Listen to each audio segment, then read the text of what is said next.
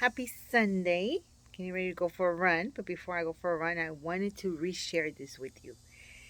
Yesterday, when I was out, move from the sun, when I was out bike riding, I was listening to a book from um, Hillary Clinton and her daughter Chelsea. Oh, I don't like that view. You can see all my mess.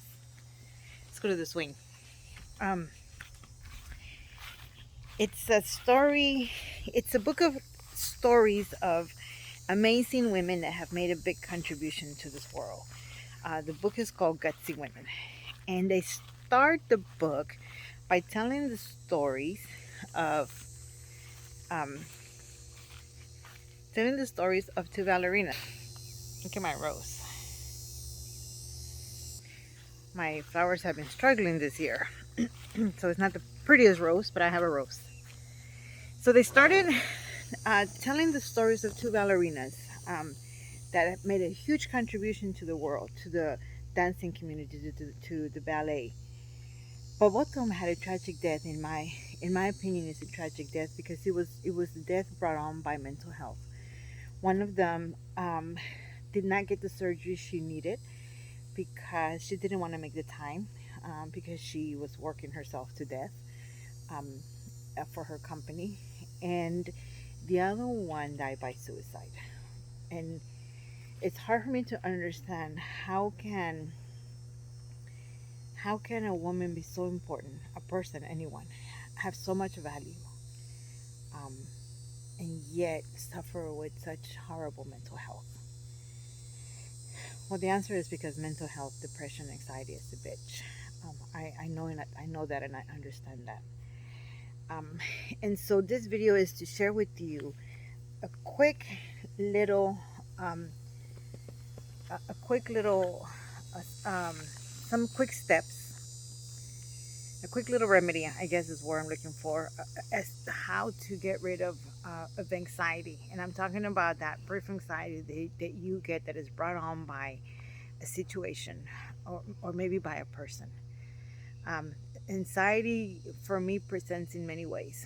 Um, it presents in, yesterday when I heard those stories, I felt anxious, and my chest hurt. I felt tightness on my chest.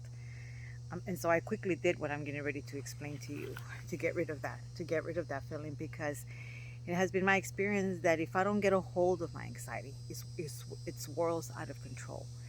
And then I could be anxious a whole month, a whole week, um, a whole weekend, or a whole day.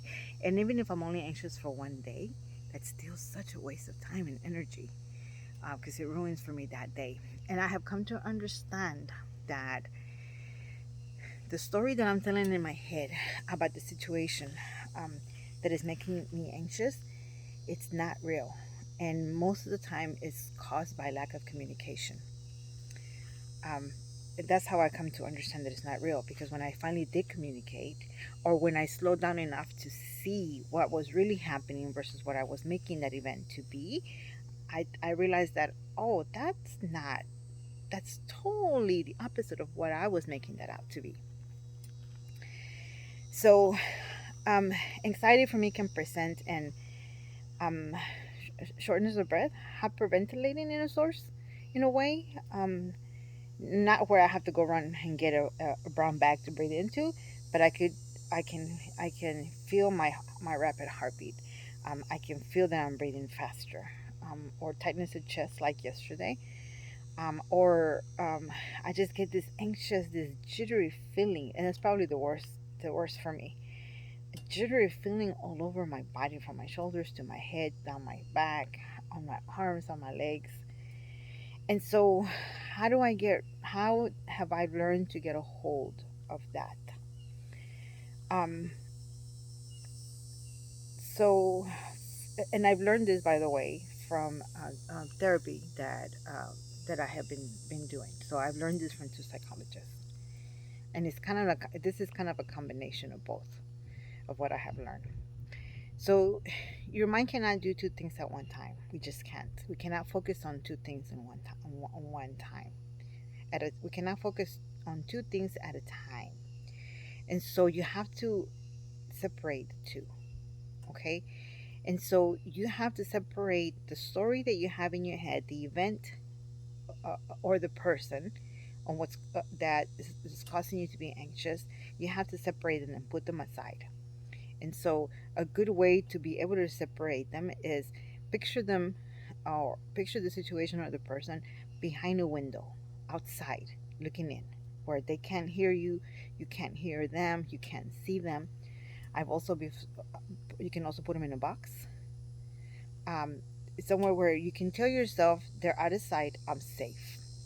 And once you have them out of sight, then you just focus on that feeling. You solely focus on the feeling. Yesterday for me was the tightness of chest, the tightness of my chest.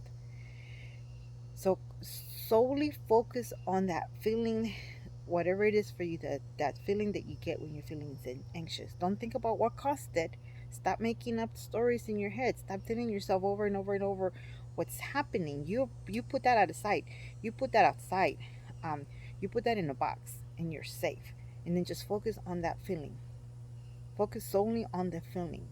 And when you focus solely on that feeling, you will realize that slowly, but yet pretty fast, it starts disappearing. And then you just go on about your day. Then you can tackle that situation later, so you can understand that. You can ask yourself, was that real? Is that really what I made that out to be? Because the chances are it's not. The chances are that you're projecting a past pain to that situation, um, or that person. It's Sunday, guys. I hope you have a wonderful Sunday, so you can have an amazing amazing start to your week.